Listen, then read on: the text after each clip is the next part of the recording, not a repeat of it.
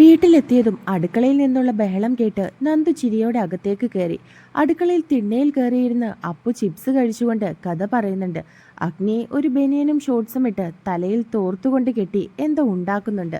അച്ഛൻ തേങ്ങ ചിരകുന്നുണ്ട്. നന്ദു കുറച്ചു നേരം അത് നോക്കി നിന്നു. അവൾക്ക് ഒത്തിരി സന്തോഷം തോന്നി. അമ്മേ, അപ്പു വിളിച്ചതും അവൾ അടുത്തേക്ക് ചെന്ന് നെറ്റിയിൽ ചന്ദനം തൊട്ടുകൊടുത്തു. അഗ്നിക്കും അച്ഛനും അവൾ തന്നെ തൊട്ടുകൊടുത്തിരുന്നു. ഞാൻ ഈ സാരിയൊക്കെ മാറിയിട്ട് വരാം, നന്ദു പറഞ്ഞുകൊണ്ട് റൂമിലേക്ക് പോയി. സാരി മാറി വന്ന നന്ദുവിനെ അഗ്നി അവിടെ പിടിച്ചിരുത്തി. എന്റെ പൊണ്ടാട്ടി ഇന്ന് ഒരു പണിയും എടുക്കേണ്ട, ഞങ്ങൾ ചെയ്യുന്നത് കണ്ടാ മതി, അല്ലേ അച്ഛാ? അതെ അതെ, ഭർത്താവ് പറഞ്ഞാൽ ഭാര്യ അനുസരിക്കണം, അച്ഛനും പറഞ്ഞു. നന്ദു പിന്നെ ഒന്നും പറയാതെ അവിടെ ഇരുന്നു. എല്ലാം കഴിഞ്ഞ് അടുക്കള വൃത്തിയാക്കി അഗ്നി കുളിച്ചിട്ട് വരാമെന്ന് പറഞ്ഞ് റൂമിലേക്ക് പോയി. ഒപ്പം അച്ഛനും. വീടിന്റെ പുറകിൽ ഒരു കുളം, അങ്ങോട്ടേക്കാണ് രണ്ടുപേരും കുളിക്കാൻ വേണ്ടി പോകുന്നത്. അഗ്നിക്ക് കുളിക്കാനുള്ള തോർത്തും മുണ്ടും എടുത്തു കൊടുത്തു നന്ദു. അപ്പവും നന്ദുവും TV കാണാനായിട്ടിരുന്നു. ത്തിന്റെ പടവിൽ ഇരിക്കുകയാണ് അരവിന്ദ്. കുളത്തിൽ നീന്തുന്നുണ്ട് അഗ്നി. അച്ഛനും മരുമോനും കൂടി ചെറിയ കള്ളത്തരം കാണിക്കാൻ വേണ്ടിയാണ് കുളത്തിൽ കുളിക്കാനെന്നും പറഞ്ഞു വന്നത്. ചെറിയ രീതിയിലൊന്ന് മദ്യപിക്കാൻ. കുറെ കാലത്തിനു ശേഷം രണ്ടുപേരും കുടിക്കുന്നത്. അധികമൊന്നുമില്ല, നാടൻ ചെത്തുകളാണ്. നന്ദു കണ്ടാൽ രണ്ടിനെയും നല്ല തല്ല് കിട്ടുമെന്ന് അറിയാവുന്നതുകൊണ്ട് ഇങ്ങോട്ടേക്ക് കൊണ്ടുവന്നത്. അഗ്നി കുളത്തിൽ നിന്നും പൊങ്ങി പടവിലേക്ക് വന്നിരുന്നു. അഗ്നി, അച്ഛൻ വിളിച്ചതും അവൻ അയാളെ ഒന്ന് നോക്കി. ഞാൻ ഒത്തിരി സന്തോഷത്തിലാ. എന്റെ മോളെ നിന്നെപ്പോലെ ഒരാളുടെ കയ്യിൽ ഏൽപ്പിച്ചു. അവൾ സന്തോഷമായിട്ട് കഴിയുന്നത് കാണണമെന്ന് ആഗ്രഹമുണ്ടായിരുന്നു. ഇപ്പൊ ഇതാ അതും സാധിച്ചു. ഇനി എനിക്ക് സന്തോഷത്തോടെ മരിക്കാം. ഇനിയിപ്പോ ഈ കൂൾഡാഡി മരിക്കണ്ട. അപ്പു മാത്രം പോരല്ലോ, അവന് താഴെ ഒന്നോ രണ്ടോ ആളും കൂടി വേണ്ടേ? അവരെയൊക്കെ കണ്ട് താലോലിച്ചു കഴിഞ്ഞിട്ട് സാവധാനം മരിച്ചാൽ മതി, അഗ്നിയും പറഞ്ഞു. കേട്ട് അയാൾ ചിരിച്ചവനെ നോക്കി. കുറച്ചു നേരം കൂടി അവർ അവിടെ ഇരുന്ന് വീട്ടിലേക്ക് പോയി. വീട്ടിലെത്തിയതും നന്ദുവിന് മുഖം കൊടുക്കാതെ രണ്ടുപേരും ഭക്ഷണം എടുത്ത് വെക്കാൻ പറഞ്ഞു. നന്ദു രണ്ടുപേരെയും ഒന്ന് കൂർപ്പിച്ചു നോക്കി. അവർ രണ്ടുപേരും അവളെ നോക്കി ചിരിച്ചു. രണ്ടും കള്ളത്തരം കാണിക്കാൻ വേണ്ടിയ കുളത്തിൽ പോയെന്ന് എനിക്ക് മനസ്സിലായി, നന്ദു പറഞ്ഞു. മോളെ, ഇതൊക്കെ ഒരു സന്തോഷമല്ലേ? അയ്യോ, ആരായി പറയുന്നേ? പേഷ്യൻസിനോട് മദ്യം വിഷമാണെന്ന് പറയുന്ന ഡോക്ടർ തന്നെയല്ലേ? ഡി, എന്റെ അച്ഛനെ പറയണ്ട, ഞാൻ നിർബന്ധിച്ചപ്പോ കുടിച്ചതാ, അഗ്നി പറഞ്ഞു. നന്ദു അവനെ ഒന്ന് കൂർപ്പിച്ചു നോക്കി. അഗ്നി അവളുടെ കവളിൽ മുത്തി ചോറ് കഴിക്കാനിരുന്നു. അപ്പു ടിവിയുടെ മുന്നിലാണ്. അതുകൊണ്ട് അഗ്നിയെയും അച്ഛനെയും നന്ദു വഴക്കു പറയുന്നൊന്നും അവൻ കേട്ടില്ല. അഗ്നി അച്ഛന്റെ മുൻപിൽ വെച്ച് ഇങ്ങനെ ചെയ്യുമെന്ന് നന്ദുവും വിചാരിച്ചില്ല. അവള് പിന്നെ കൂടുതൽ ഒന്നും പറയാതെ ഭക്ഷണം കഴിക്കാൻ തുടങ്ങി. കാർത്തിക്കിന്റെ ഫ്ളാറ്റിൽ ഇരിക്കുകയാണ് ദീപ്തി. നന്ദുവിനെ എങ്ങനെയെങ്കിലും അഗ്നിയുടെ ലൈഫിൽ നിന്നും ഒഴിവാക്കി കിട്ടാൻ വേണ്ടി ദീപ്തി തന്നെ കാർത്തിയെ തിരഞ്ഞുപിടിച്ച് കണ്ടുപിടിച്ചതാണ്. കാർത്തിയുടെ പ്ലാൻ തന്നെയായിരുന്നു നന്ദുവിനെ കാണാൻ വേണ്ടി ദീപ്തിയോട് പോകാൻ പറഞ്ഞതും ഇമോഷണലി അവളെ ബ്ലാക്ക്മെയിൽ ചെയ്യാനും. നീ ഇന്നലെ പറഞ്ഞിരുന്നല്ലോ ഞാൻ വേറെ പ്ലാൻ ചെയ്തെന്ന്, അതെന്തായിരുന്നു? കാർത്തി ദീപ്തിയോട് ചോദിച്ചു. ഇന്നലെ രാത്രി തീർത്ത ഡ്യൂട്ടിക്ക് പോയിരുന്നു. ആ ടൈമിൽ ആ ചെറുക്കനെ ആരതിയെ കൊണ്ട് അവളുടെ വീട്ടിൽ നിന്ന് കൊണ്ടുപോകാനായിരുന്നു പ്ലാൻ. അവന്റെ ജീവൻ വെച്ച് വിലവേശിയ നമ്മൾ വിചാരിക്കുന്നതൊക്കെ നടന്നിരുന്നു. എന്നിട്ട് എന്താ ഉണ്ടായത്? ആരതി സമ്മതിച്ചില്ലേ? ആരതി പോയിരുന്നു. അതിനിടയ്ക്ക് അയാൾ അഗ്നിക്ക് വിളിച്ചു. പിന്നെ ആരതി അവിടെ നിന്നില്ല. എന്തായാലും എത്രയും വേഗം നമ്മുടെ പ്ലാൻ എക്സിക്യൂട്ട് ചെയ്യണം, ദീപ്തി പറഞ്ഞു. പെട്ടെന്ന് ആരോ മുട്ടുന്ന ശബ്ദം കേട്ട് ദീപ്തിയും കാർത്തിയും പരസ്പരം നോക്കി. കാർത്തി ഡോറ് തുറന്ന് നോക്കിയപ്പോൾ നിൽക്കുന്ന സച്ചുവിനെയും അഗ്നിയെയും കണ്ട് അവർ ഞെട്ടി. നന്ദു അടുക്കളയിൽ കാര്യമായി പണിയിലാണ്. വൈകുന്നേരം ചായക്കുള്ള പലഹാരം ഉണ്ടാക്കുകയാണ്. അഗ്നിക്ക് ഇലയുടെ ഇഷ്ടമാണ്. അത് ഉണ്ടാക്കാൻ സാധനമെല്ലാം സെറ്റാക്കുകയാണ്. ഇതിലൂടെ രണ്ട് കൈ വന്ന് അവളെ കെട്ടിപ്പിടിച്ച് കവളിൽ ചുംബിച്ചു. ദേ അഗ്നിയേട്ടാ, കൊഞ്ചല്ലേ, അപ്പവും അച്ഛനും ഒക്കെ ഉള്ളതാ. നിനക്ക് എന്നോട് ഒരു സ്നേഹവും ഇല്ലേ ഭാര്യയെ? ദൈവമേ, എനിക്കൊരു അൺറൊമാൻറ്റിക് മൂരാജി ഭാര്യയെ തന്നല്ലോ നീ. അഗ്നി അവളെ കെട്ടിപ്പിടിച്ചുകൊണ്ട് ദൈവത്തിനോട് പരാതി പോലെ പറഞ്ഞു. എന്റെ റോമിയോ ഇപ്പൊ പോ. വേണമെങ്കിൽ ഇത്തിരി അവിലും തേങ്ങയും ശർക്കരയും തരാം. നന്ദു പ്ലേറ്റിൽ നിന്നും കുറച്ചെടുത്ത് വായിൽ വെച്ചു കൊടുത്തു. അഗ്നി അത് വാങ്ങിച്ചു കഴിച്ചു. പെട്ടെന്ന് നന്ദുവിനെ തിരിച്ച് അവളുടെ ചുണ്ടിലേക്ക് ചുണ്ട് ചേർത്ത് അവന്റെ വായിലുള്ളത് അവൾക്ക് കൊടുത്തു. ആരോ ചുമയ്ക്കുന്ന ശബ്ദം കേട്ടതും അഗ്നി അവളിൽ നിന്നും മാറി. നിമ്മിയെ കണ്ടതും അഗ്നി ചമ്മലോടെ ചിരിച്ചു. നന്ദു വേഗം തിരിഞ്ഞു നിന്നു. അഗ്നി അടുക്കളയിൽ നിന്നും വലിഞ്ഞ് ഹാളിലിരിക്കുന്ന സച്ചുവിന്റെ കയ്യിലിരുന്ന കുഞ്ഞിപ്പെണ്ണിനെ കളിപ്പിച്ചു. അപ്പവും കുഞ്ഞിപ്പെണ്ണിനെ നോക്കുകയാണ്. എന്താ പെണ്ണെ, നാണമാണോ? നിമ്മി നന്ദുവിനെ തിരിച്ചു നിർത്തിക്കൊണ്ട് ചോദിച്ചു. ഒന്ന് പോ നിമ്മി, നന്ദു പറഞ്ഞു. മുഖത്തുള്ള ശർക്കരയും തേങ്ങയും തുടച്ചേക്ക്, ഇല്ലെങ്കിൽ കട്ടുറും പിന്നെയും വരും മധുരം കഴിക്കാൻ, നിമ്മി കളിയോടെ പറഞ്ഞു. നിമ്മുവിനോട് സംസാരിച്ചുകൊണ്ട് തന്നെ നന്ദു ഇലയുടെ ഉണ്ടാക്കാൻ തുടങ്ങി. ഒപ്പം ചായക്കുള്ള വെള്ളം തിളപ്പിച്ചു. ഉണ്ടാക്കി ഡൈനിങ് ടേബിളിൽ വെച്ച് എല്ലാവരെയും ചായ കുടിക്കാൻ വിളിച്ചു. ചായ കുടിച്ച് അഗ്നി സച്ചു അവരോട് പറഞ്ഞ് പുറത്തേക്ക് പോയി. അഗ്നി കാറിൽ പോയിക്കൊണ്ടിരിക്കുമ്പോൾ സച്ചു അവനെ വിളിച്ചു. ആ, അഗ്നി മൂളിക്കൊണ്ട് സച്ചുവിനെ നോക്കി. കാർത്തിക്, അവൻ പെട്ടെന്ന് മെരുങ്ങുമെന്ന് എനിക്ക് തോന്നുന്നില്ല. പക്ഷെ ഇനിയും നന്ദുവിന്റെ ഒരു പേടി സ്വപ്നമാകരുത് കാർത്തിക്, സച്ചു പറഞ്ഞു. അഗ്നി അതിനൊന്ന് മൂളി കാറിന്റെ സീറ്റിലേക്ക് ചാരിക്കിടന്നു. ഇന്നലെ ഒരു നിമിഷം വൈകിയിരുന്നുവെങ്കിൽ അവനത് ആലോചിച്ചതും ഒരു വിറയല് തോന്നി ശരീരം മുഴുവൻ. മുന്നിൽ നിൽക്കുന്ന അഗ്നിയെ കണ്ടതും കാർത്തി ഒന്ന് ഞെട്ടിയിരുന്നു. എന്താ കാർത്തിക് സർ, ഒരാൾ വീട്ടിൽ വന്ന അകത്തേക്ക് ക്ഷണിക്കാനുള്ള മര്യാദ പോലും ഇല്ലേ? അഗ്നി ചോദിച്ചു. എന്റെ അളിയാ, ഇവനില്ലാത്ത മര്യാദ എന്തിനാ നമുക്ക്? അതും പറഞ്ഞ് കാർത്തിയെ തള്ളിക്കൊണ്ട് അകത്തേക്ക് കയറി. ആഹാ, ആരായി ഇരിക്കുന്നേ? ദീപ്തിയെ കണ്ടതും അഗ്നി അവളെ കളിയാക്കുന്നത് പോലെ ചോദിച്ചു. അഗ്നിയേട്ടൻ. ദീപ്തി ചെയറിൽ നിന്നും എഴുന്നേറ്റുകൊണ്ട് പറഞ്ഞു. ഓ, എങ്ങനെയാ മോളെ കാര്യങ്ങള്? തീർത്തി എങ്ങോട്ടാ കൊണ്ടുവരേണ്ടത്? പറഞ്ഞു കഴിഞ്ഞാൽ ഞങ്ങൾക്ക് എളുപ്പമായിരുന്നു അല്ലേ അഗ്നി? സച്ചു മുന്നിൽ നിൽക്കുന്നവരെ പരിഹസിക്കും പോലെ പറഞ്ഞു. ഓഹോ, അവൾക്ക് വേണ്ടി വന്നതാണ്. എന്നാ നീയൊക്കെ കേട്ടോ, ഞാനൊന്ന് വിളിച്ച അവളെന്റെ കൂടെ വരും. താൻ എനിക്കറിയാം, എന്റെ കാൽച്ചുവട്ടിൽ അവളെ ഞാൻ കൊണ്ടുവരും. നീയൊക്കെ നോക്കി നിൽക്കും, ഞാൻ ചെയ്തിരിക്കും. കാർത്തിക് വല്ലാത്തൊരു പകയോടെ പറഞ്ഞു. ഡാ സച്ചു, ഇവൻ എന്റെ കൈ മെനക്കെടുത്തും. ഒറ്റ ഒരാൾ കാരണമാണ് ഞാനിങ്ങനെ മയത്തി നിൽക്കുന്നേ. അഗ്നി പല്ല് കടിച്ചുകൊണ്ട് പറഞ്ഞു. അളിയ, എന്നാ തുടങ്ങിക്കോ. അതും പറഞ്ഞ് സച്ചു കാർത്തിയുടെ നെഞ്ചിൽ തന്നെ ചവിട്ടി. അത് കണ്ടതും ദീപ്തി പേടിയോടെ പുറകിലേക്ക് നീങ്ങി. കാർത്തി വീടിനടുത്തു നിന്നും എഴുന്നേറ്റ് സച്ചുവിനെ തള്ളാൻ വേണ്ടി വന്നതും അഗ്നി അവന്റെ കൈ പിടിച്ചു തിരിച്ച് പുറകിലേക്കാക്കി. അഗ്നി അവനെ ഇഞ്ചം പരവാക്കിയിരുന്നു. അവിടെ സെറ്റിയിലായി അഗ്നി ഇരുന്നു. മോനെ കാർത്തികേ, നിന്നെ ഇങ്ങനെ കാണണോന്ന് വിചാരിച്ചിട്ട് കുറെ ദിവസമായി. പക്ഷെ എല്ലാത്തിനും അതിൻ്റെതായിട്ടുള്ള സമയമുണ്ടല്ലോ. നീ എന്താ പറഞ്ഞത്? നീ വിളിച്ച തീർത്ത വരുമെന്നോ? നീ വിളിച്ച് ഇവിടേക്ക് വരാൻ പറ, അല്ലെങ്കിൽ വേണ്ട, ഞാൻ തന്നെ വരാൻ പറയാം. അതും പറഞ്ഞ് അഗ്നി അവന്റെ ഫോണിൽ നിന്നും നന്ദുവിനെ വിളിച്ചു. കാർത്തിക്കിന്റെ ഫ്ളാറ്റിന്റെ ലൊക്കേഷൻ അയച്ചു കൊടുത്തു. 15 മിനിറ്റിൽ നന്ദു അങ്ങോട്ടേക്ക് എത്തിയിരുന്നു. ഫ്ളാറ്റിലെത്തിയതും അവിടെ ഇരിക്കുന്ന അഗ്നിയെ കണ്ട് അവൾ അടുത്തേക്ക് ചെന്നു. അഗ്നിയേട്ടാ, എന്താ പറ്റിയേ? നന്ദു അവനോട് ചോദിച്ചു. ഒന്നുമില്ല എന്റെ നന്ദു, നീ റിലാക്സ് ആവ്. ദേ ഇവിടെ ഇരിക്ക്. അഗ്നി നന്ദുവിനെ അടുത്തേക്ക് ഇരുത്തി. അപ്പോഴാണ് നന്ദു കാർത്തിക്കിനെ കാണുന്നത്. നെറ്റിയിൽ നിന്നും മൂക്കിൽ നിന്നും ചുണ്ടിൽ നിന്നും ഒക്കെ ചോര ഒലിച്ചിരിക്കുന്നവനെ കണ്ട് നന്ദു അഗ്നിയെ നോക്കി. അവളുടെ നോട്ടം കണ്ടതും അഗ്നി വേഗം മുഖം തിരിച്ചു. എന്താ അഗ്നിയേട്ടാ ഇതൊക്കെ? ഇയാളെ ആരെ ഉപദ്രവിച്ചത്? സച്ചുവേട്ടാ, ഏട്ടനെങ്കിലും പറ, നന്ദു ചോദിച്ചു. പറയാം, അതിനു മുന്നേ നീ ഞാൻ ചോദിക്കുന്നതിന് മറുപടി താ നന്ദു. അഗ്നി അവളെ നോക്കി പറഞ്ഞു. എന്താ അഗ്നിയേട്ടാ? അപ്പുവിനെയും എന്നെ ഉപേക്ഷിച്ച് നീ ഇവന്റെ കൂടെ ഇവൻ വിളിച്ചാ പോകുവോ? അഗ്നിയേട്ടാ, നന്ദു ദേഷ്യത്തിൽ വിളിച്ചു. അവളുടെ മുഖമെല്ലാം ചുവന്ന് കണ്ണെല്ലാം കലങ്ങിയിട്ടുണ്ട്. അവളുടെ ഇങ്ങനെ ഒരു ഭാവം ആദ്യമായിട്ടാകും കാണുന്നത്. എല്ലാവരും അവളെ തന്നെ നോക്കുകയാണ്. സ്വയം മരിക്കേണ്ടി വന്നാലും ഇയാൾ വിളിച്ചാൽ ഞാൻ പോകില്ല, നന്ദു പറഞ്ഞു. അഗ്നി ചിരിച്ചുകൊണ്ട് നന്ദുവിനെ അടുത്തേക്ക് ചേർത്ത് നിർത്തി. ദേ, ഇവ നിന്നോട് ചെയ്തതിന് അവന്റെ മുഖം നോക്കി കൊടുക്കാൻ നിനക്ക് തോന്നിയിട്ടില്ലേ? ഇപ്പതാ ഞാൻ നിനക്ക് വേണ്ടിയിട്ട് ഒരവസരം തരുവാ. ഇത്രയും കാലം നിന്നെ വേദനിപ്പിച്ചതിന്, മറ്റുള്ളവരുടെ മുൻപിൽ അപമാനിച്ചതിന് എല്ലാത്തിനും നിന്റെ കൈകൊണ്ട് തന്നെ നീ മറുപടി കൊടുക്കണം നന്ദാ, അഗ്നി അവളെ നോക്കി പറഞ്ഞു. നന്ദു അഗ്നിയെ ഒന്ന് നോക്കി. അഗ്നി കാർത്തികിനെ ദേഷ്യത്തിൽ നോക്കുകയാണ്. നന്ദു കാർത്തികിന്റെ മുന്നിലേക്ക് വന്നു. അവളുടെ ഉള്ളിൽ കാർത്തിക് ചെയ്ത ഓരോന്നും നിറഞ്ഞു വന്നിരുന്നു. നന്ദുവിന്റെ കൈ കാർത്തികിന്റെ മുഖത്ത് പതിഞ്ഞു. ആ അടിയിൽ എല്ലാവരും ഒന്ന് വിറച്ചുപോയി. അത്രയും ഉറക്കെ കാർത്തികിന്റെ മുഖം ഒരു വശത്തേക്ക് കോടിപ്പോയി. വീണ്ടും വീണ്ടും അവനെ അടിച്ചു. അത്രയും നാൾ അവൾ അനുഭവിച്ച എല്ലാ വേദനകളും ആ അടിയിൽ അവനോട് പകരം ചോദിച്ചു. നന്ദു തളർന്നു. വീണ്ടും തല്ലാൻ വന്നതും അഗ്നി അവളെ പിടിച്ചു വെച്ചു. വിട അഗ്നിയേട്ടാ, ഇവൻ കാരണം ഞാൻ എത്ര കാലം എൻ്റെ അച്ഛനെ കാണാതെയിരുന്നു.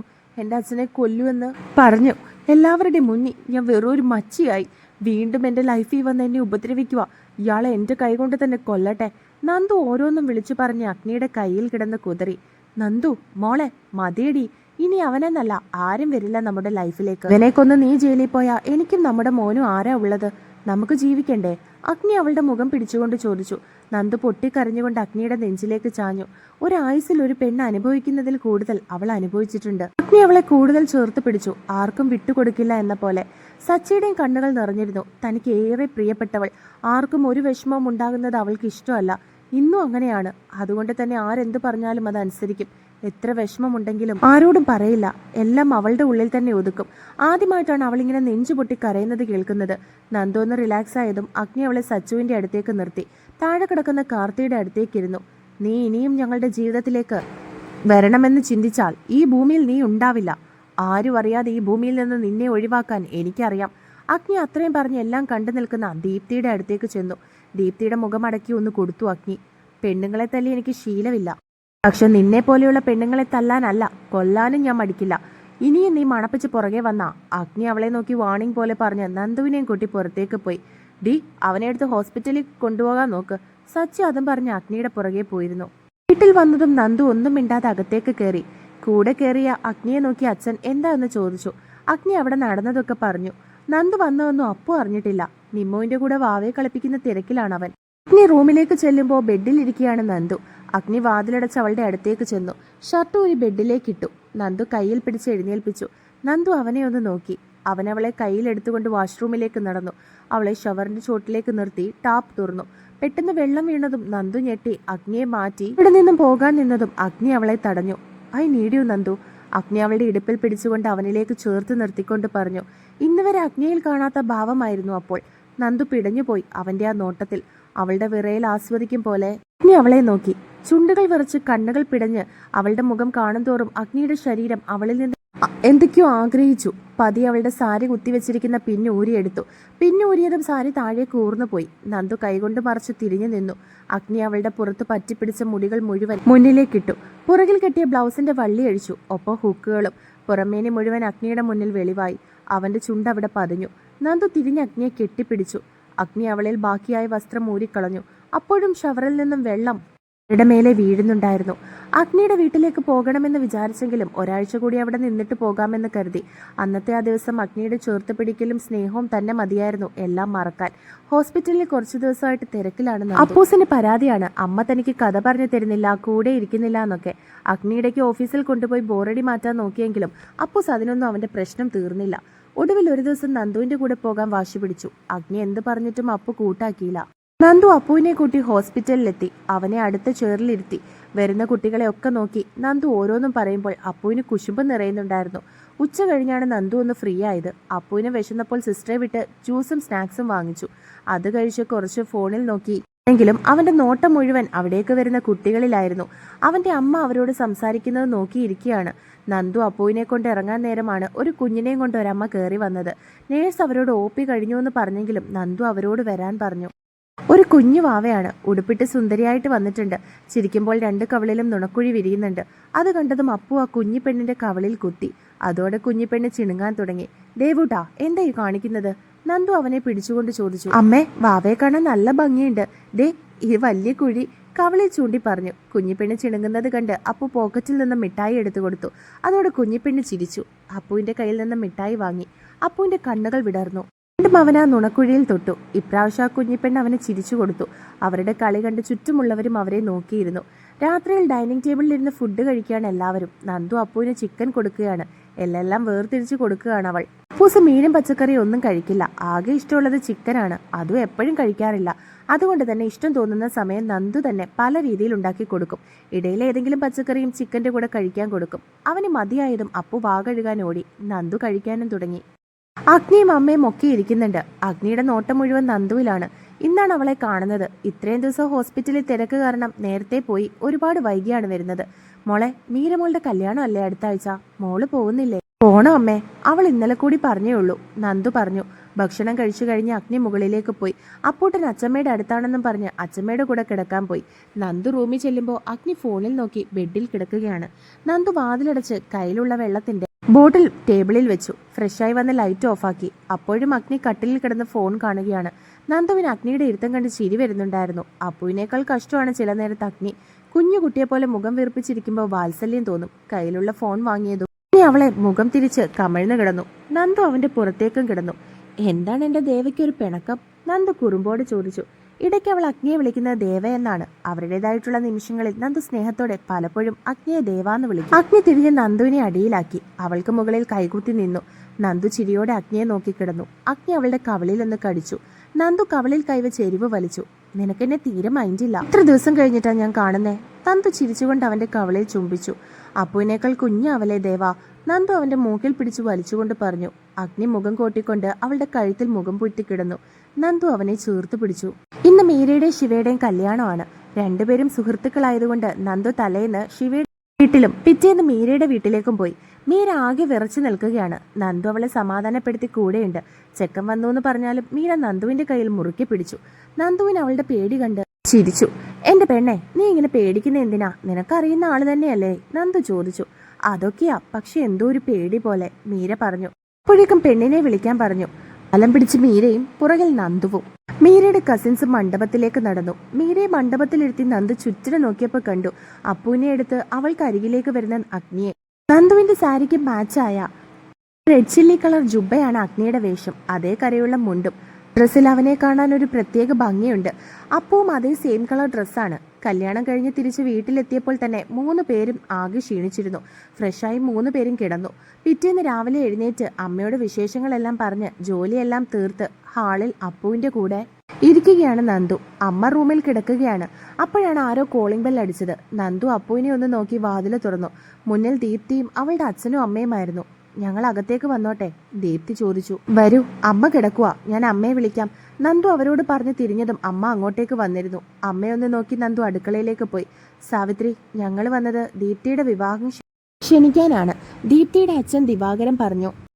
ആഹാ, എവിടുന്നാ ഏട്ടാ? ചെറുക്കൻ എന്താ ജോലി? കുറച്ച് ദൂരേന്നാ. എൻ്റെ ഒരു കൂട്ടുകാരനുണ്ടായിരുന്നില്ലേ, ദിനേശ്, അവൻ്റെ മോനാണ് രാകേഷ്. ഡോക്ടറാണ്, നാട്ടിൽ തന്നെയാ. ഇപ്പം അമേരിക്കയിലേക്ക് ഒരു ജോബ് ഓഫർ വന്നിട്ടുണ്ട്. അപ്പോൾ പോകുന്നതിന് മുൻപേ കല്യാണം കഴിച്ചിട്ട് പോകാമെന്ന് വിചാരിച്ചു. അങ്ങനെ വന്ന ആലോചനയാ. അതെന്തായാലും നന്നായി. ഇവളെങ്കിലും നല്ല രീതിയിൽ ജീവിക്കട്ടെ, സാവിത്രി അമ്മ പറഞ്ഞു. ദിവാകരന്റെ മനസ്സിലും അത് തന്നെയായിരുന്നു. നന്ദു എല്ലാവർക്കുമുള്ള ജ്യൂസുമായി അങ്ങോട്ടേക്ക് വന്നു. എല്ലാവർക്കും കൊടുത്ത് അപ്പുവിനുള്ള ഒരു ഗ്ലാസും എടുത്ത് അവന്റെ അടുത്തേക്കിരുന്നു. ദിവാകരൻ അപ്പുവിനെയും നന്ദുവിനെയും നോക്കി. ഇരുവരും അവരുടെ ലോകത്താണ്. അമ്മയും മോനും അല്ലെന്ന് ആരും പറയില്ല. തന്റെ മകളെക്കാൾ എത്രയോ യോജിച്ചതാണ് അപ്പുവിന് നന്ദു എന്ന അമ്മ. പ്രസവിച്ച തന്റെ മകൾക്ക് പോലും അപ്പുവിനെ ഇത്രയധികം സ്നേഹിക്കാൻ കഴിഞ്ഞിട്ടില്ല. അയാൾ ആലോചിച്ചു. അവർ പോകാൻ നേരം നന്ദുവിന്റെ അടുത്തേക്ക് ദീപ്തി വന്നു. ചെയ്തതും പറഞ്ഞതുമെല്ലാം തെറ്റാണെന്നറിയാം. ക്ഷമിക്കാൻ കഴിയുമെന്ന് വിചാരിക്കുന്നു. വിവാഹത്തിന് എല്ലാവരുടെയും കൂടെ വരണം. ദീപ്തി അത്രയും പറഞ്ഞ് അവിടെ നിന്നും ഇറങ്ങി. ദിവസങ്ങൾ ഓരോന്നായി കടന്നുപോയി. ഇന്ന് ദീപ്തിയുടെ കല്യാണമാണ്. എല്ലാവരും അങ്ങോട്ടേക്ക് പോകാൻ റെഡിയായിക്കൊണ്ടിരിക്കുകയാണ്. പെട്ടെന്നാണ് നന്ദുവിന് തല ചുറ്റുന്നത് പോലെ തോന്നിയത്. കുറച്ചുനേരം അവള് ബെഡിലേക്കിരുന്നു. ഒരുപാടായപ്പോൾ അഗ്നി വന്നു നോക്കി. ബെഡിൽ തല താങ്ങിയിരിക്കുന്ന നന്ദുവിനെ കണ്ട് അഗ്നി ഓടി വന്നു. എന്താടാ, എന്താ പറ്റിയത്? അഗ്നി ചോദിച്ചു. അറിയില്ല അഗ്നിയേട്ടാ, തല ചുറ്റുന്നു, നന്ദു ക്ഷീണത്തോടെ പറഞ്ഞു. അത് കേട്ടതും അഗ്നി അവൾക്ക് കുടിക്കാൻ വെള്ളം കൊടുത്തു. വെള്ളം കുടിച്ച് അവൾ എഴുന്നേറ്റ് സാരി ഉടുക്കാൻ തുടങ്ങി. സാരി ഉടുത്ത് തിരിയും മുൻപേ അഗ്നിയുടെ കയ്യിലേക്ക് നന്ദു വീണിരുന്നു. ബോധം മറിഞ്ഞ് വീണവളെ എടുത്ത് അഗ്നി താഴേക്ക് ഓടി. അഗ്നി വരുന്നത് കണ്ട് അമ്മ ആകെ പേടിച്ചു. നന്ദുവിനെ കാറിലേക്ക് കിടത്തി അമ്മയോടും അപ്പുവിനോടും കയറാൻ പറഞ്ഞു. നേരെ ഹോസ്പിറ്റലിലേക്ക് പോയി. ഹോസ്പിറ്റലിലെത്തി നന്ദുവിനെ കാഷ്വാലിറ്റി കിടത്തി. ഡോക്ടർ പരിശോധിച്ച് അഗ്നി അകത്തേക്ക് വിളിച്ചു. അടുത്തേക്ക് ചെല്ലുമ്പോൾ അഗ്നിയുടെ ഉള്ളിൽ ടെൻഷൻ കൊണ്ട് നിറഞ്ഞു. അഗ്നിയുടെ ടെൻഷൻ കണ്ട് ഡോക്ടർ ഒന്ന് ചിരിച്ചു. ടെൻഷൻ ആവാൻ മാത്രം ഒന്നുമില്ല, ഒരു ഗുഡ് ന്യൂസ് ഉണ്ട്. അപ്പുവിനൊരു അനിയനോ അനിയത്തിയോ വരാൻ പോകുന്നു. ഡോക്ടർ സീമ ചിരിയോടെ പറഞ്ഞു. നന്ദു വർക്ക് ചെയ്യുന്ന ഹോസ്പിറ്റലിൽ തന്നെയാണ് കൊണ്ടുവന്നത്. അവിടെയുള്ള സീനിയർ ഗൈനക്കോളജിസ്റ്റ് ആണ് സീമ ഡോക്ടർ. ഡോക്ടർ പറയുന്ന വാക്കുകൾ കേട്ട് അഗ്നിയുടെ കണ്ണുകൾ നിറഞ്ഞു. പലപ്പോഴും നന്ദു ഈ ഒരു കാര്യത്തിന്റെ പേരിൽ ഒരുപാട് കരഞ്ഞിരുന്നു. അപ്പു പലപ്പോഴും കുഞ്ഞു ബേബിയെ വേണമെന്ന് പറഞ്ഞ് വാശി പിടിക്കുമ്പോൾ നന്ദു കരഞ്ഞുകൊണ്ട് നീ അമ്മയാവാൻ കഴിയില്ല എന്ന് പറഞ്ഞ് കരയാത്ത ദിവസങ്ങളില്ല. അന്നെല്ലാം അവളെ ആശ്വസിപ്പിച്ച് ചേർത്ത് നിർത്തുമ്പോൾ ഉള്ളിൽ പ്രതീക്ഷയുണ്ടായിരുന്നു, ദൈവം എപ്പോഴെങ്കിലും പ്രാർത്ഥന കേൾക്കാതിരിക്കില്ല എന്ന്. ഒട്ടും പ്രതീക്ഷിക്കാത്ത നേരത്ത് ഇങ്ങനെയൊരു സന്തോഷം തന്നതിന് ഇനി 1000 നന്ദി ദൈവത്തിനോട് പറഞ്ഞു. പുറത്തിരിക്കുന്ന അമ്മയോടും അപ്പുവിനോടും അഗ്നി വന്ന് പറഞ്ഞു. അപ്പു സന്തോഷം കൊണ്ട് അലറിക്കൂവി. ഹോസ്പിറ്റലിലുള്ളവരെല്ലാവരെയും അപ്പുവിനെ നോക്കി. അഗ്നി അവനെ എടുത്ത് നന്ദു കിടക്കുന്ന റൂമിലേക്ക് പോയി. കണ്ണടച്ച് കിടക്കുകയാണവൾ. കയ്യിൽ ട്രിപ്പ് ഇട്ടിട്ടുണ്ട്. അഗ്നി, നീ മോളുടെ അടുത്തിരിക്കുക, ഞാനും അപ്പുവും മിഠായി ഒക്കെ വാങ്ങിയിട്ട് വരാം, അമ്മ പറഞ്ഞുകൊണ്ട് അപ്പുവിനെയും കൊണ്ടുപോയി. അഗ്നി അവളുടെ കൈ പിടിച്ച് അതിൽ ഉമ്മ വെച്ചു. പതിയെ സാരി നീക്കി അവളുടെ ഉദരത്തിലും ഉമ്മ വെച്ചു. അഗ്നിയുടെ മീശയും താടിയും കുത്തിക്കൊണ്ടതും നന്ദു കണ്ണുകൾ ചിമ്മി തുറന്നു. വയറിൽ മുഖം പൂഴ്ത്തി കിടക്കുന്ന അഗ്നിയെ കണ്ട് നന്ദു അവന്റെ തലയിലൊന്ന് തലോടി. അഗ്നി മുഖമുയർത്തി അവളെ നോക്കി. അവന്റെ മുഖത്ത് ചിരിയും സന്തോഷം കണ്ടതും നന്ദു അവനെ ഒന്ന് നോക്കി. അഗ്നി അവളെ എഴുന്നേൽപ്പിച്ചിരുത്തി. കയ്യിൽ കുത്തിയ നീഡിൽ അവൾ പതിയെ ഊരിയെടുത്തു. നന്ദൂട്ടി, അഗ്നി കൊഞ്ചിക്കൊണ്ട് വിളിച്ചു. വേണ്ട, ഇത് ഹോസ്പിറ്റലാ. അഗ്നിയുടെ വിളി കേട്ടതും നന്ദു കണ്ണുരുട്ടിക്കൊണ്ട് പറഞ്ഞു. ഞാൻ അതിനെ എൻ്റെ ഈ മോളെയല്ല വിളിച്ചത്. ദേ, ഇവിടെ ഒരു കുഞ്ഞു നന്ദൂട്ടി വന്നു, ആ കുഞ്ഞിപ്പെണ്ണിനെയാ വിളിച്ചത്. അഗ്നി നന്ദുവിന്റെ വയറിൽ തടവിക്കൊണ്ട് പറഞ്ഞു. അഗ്നിയുടെ വാക്കുകൾ കേട്ടതും നന്ദു ഞെട്ടി അഗ്നിയെ നോക്കി. നന്ദുവിന്റെ കണ്ണുകൾ നിറഞ്ഞു. അഗ്നി അത് തുടച്ചു കൊടുത്തു. കരയരുത്, എൻ്റെ പെണ്ണിന്റെ കണ്ണ് നിറയുന്ന എനിക്ക് ഇഷ്ടമല്ല. അഗ്നി അവളുടെ നെറ്റിയിലൊന്ന് മുത്തിക്കൊണ്ട് പറഞ്ഞു. നന്ദു അവളുടെ വയറിൽ പതിയെ തൊട്ടു. ഇനിയൊരിക്കലും അമ്മയാകില്ലെന്ന് പറഞ്ഞ് വിധി എഴുതിയ താൻ ഇന്നൊരു അമ്മയാകാൻ പോകുന്നു. അഗ്നിയും അവളെ ചേർത്ത് പിടിച്ച് അങ്ങനെയിരുന്നു. അമ്മയും അപ്പവും വന്നതും അഗ്നിയുടെ നെഞ്ചിൽ നിന്ന് നന്ദു മുഖമുയർത്തി. അഗ്നി, ഈ ചെറുക്കൻ മിഠായി വാങ്ങി വരുന്നവർക്കും പോകുന്നവർക്കും ഹോസ്പിറ്റലിൽ ഉള്ളവർക്കും എല്ലാം കൊടുക്കുക. വാവ വരാൻ പോകുവാന്നും പറഞ്ഞിട്ട് ഇവിടെ അറിയാൻ ഇനി ബാക്കി ആരുമില്ല. അവൻ പറയട്ടെ അമ്മേ. അഗ്നി അപ്പുവിനെ എടുത്ത് മടിയിലേക്ക് ഇരുത്തിക്കൊണ്ട് പറഞ്ഞു. അവന്റെ കയ്യിലുള്ള മിഠായി തൊലി കളഞ്ഞ് നന്ദുവിനും അഗ്നിക്കും കൊടുത്തു. മിച്ചം വന്നത് അവനും വായിൽ വെച്ച് കൊടുത്തു. കൂടി ഡോക്ടറെ കണ്ട് ഹോസ്പിറ്റലിൽ നിന്നും അവരിറങ്ങി. അമ്മ മാത്രം കല്യാണത്തിന് പോയി. ബാക്കി 3 പേരും വീട്ടിലേക്കും. അച്ഛനോട് വിളിച്ചു പറഞ്ഞു. അച്ഛനും ഒത്തിരി സന്തോഷത്തിലായിരുന്നു. ഉടനെ അങ്ങോട്ടേക്ക് എത്താമെന്ന് പറഞ്ഞ് ഫോണും വെച്ചു. ദിവസങ്ങൾ ഓരോന്നായി കടന്നുപോയി. നന്ദുവിന്റെ പ്രഗ്നൻസി പീരീഡ് കുറച്ച് ബുദ്ധിമുട്ട് ആയിരുന്നു. 3-4 മാസം എന്ത് കഴിച്ചാലും വോമിറ്റിംഗ് ആയിരുന്നു. അതുകൊണ്ട് ട്രിപ്പ് ഇട്ട് ആശുപത്രിയിൽ തന്നെയായിരുന്നു അവൾ. എന്തൊക്കെയാണെങ്കിലും അപ്പുവും അഗ്നിയും അവളുടെ ഇടം വലം ഉണ്ടായിരുന്നു. ഇന്ന് അപ്പുവിനെ സ്കൂളിൽ ചേർക്കുന്ന ദിവസമാണ്. നന്ദുവും അഗ്നിയും ചേർന്നാണ് അപ്പുവിനെ സ്കൂളിൽ കൊണ്ടാക്കുന്നത്. നന്ദുവിന് 7-ാം മാസം സ്റ്റാർട്ട് ചെയ്തു. നന്ദു അവനെ ഈ വർഷം ആക്കേണ്ടെന്ന് പറഞ്ഞെങ്കിലും അഗ്നി അത് സമ്മതിച്ചില്ല. നന്ദുവിന് കാലിൽ നീരൊക്കെ വന്ന് തുടങ്ങിയിരുന്നു. അതുകൊണ്ട് തന്നെ ഒത്തിരി നേരം ഇരിക്കാനോ നടക്കാനോ പറ്റില്ല. അഗ്നി ഇല്ലെങ്കിൽ അപ്പുവിന്റെ പിന്നാലെ ഓടി നടക്കും. അതുകൊണ്ട് അഗ്നി സ്കൂളിൽ ചേർക്കാൻ ബന്ധം പിടിച്ചു. അപ്പുവും നല്ല ഉത്സാഹത്തിലാണ്. പുതിയ കൂട്ടുകാരെ ലഭിക്കൂന്നൊക്കെ പറഞ്ഞ് നന്ദു ആദ്യമേ പറഞ്ഞിരുന്നു. സ്കൂളിൽ പോയി തിരിച്ചു വന്ന അപ്പുവിന് ഒരുപാട് കഥകൾ പറയാനുണ്ടായിരുന്നു. നന്ദു എല്ലാം കേട്ട് അവനോടൊപ്പം തന്നെ ഇരുന്നു. ഇടയ്ക്ക് വാവയോടും അപ്പു കഥകൾ പറയുന്നുണ്ട്. അഗ്നി വന്നപ്പോഴും അപ്പുവിന്റെ കഥ പറച്ചിൽ കഴിഞ്ഞിരുന്നില്ല. അഗ്നി ഫ്രഷായി ബെഡിലേക്ക് വന്നിരുന്നു. നന്ദുവിന്റെ കാല് തടവി കൊടുക്കുകയാണ്. ഇടയ്ക്ക് വിരലിൽ ഞൊട്ട പൊട്ടിക്കുന്നുണ്ട്. അമ്മ, ബേബി എന്താ ഇന്ന് സൈലന്റ്? അപ്പ ചോദിച്ചു. അപ്പയോട് പറ ബേബിയെ വിളിക്കാൻ. അപ്പ വിളിക്കാത്തത് കൊണ്ടായിരിക്കും മിണ്ടാതിരിക്കുന്നേ. അപ്പ. അപ്പു വിളിച്ചതും അഗ്നി നന്ദുവിന്റെ വീർത്ത വയറിലേക്ക് മുഖം അടുപ്പിച്ചു. അപ്പയുടെ കുഞ്ഞിക്കിളി. അഗ്നിയാ വിളിച്ചത്. ഒറ്റ കിക്കായിരുന്നു. അതവൻ അറിയാൻ കഴിഞ്ഞിരുന്നു. അഗ്നി കാൽ പറഞ്ഞ ഭാഗത്തേക്ക് ഉമ്മ വെച്ചു. അപ്പവും ഉമ്മ ഇത് രണ്ടുപേരുടെയും പ്രവൃത്തി നോക്കിക്കൊണ്ടിരുന്നു. ഒരു പുനർവിവാഹത്തിലൂടെ പുനർജന്മം ലഭിച്ച സംതൃപ്തിയായിരുന്നു അവളിൽ.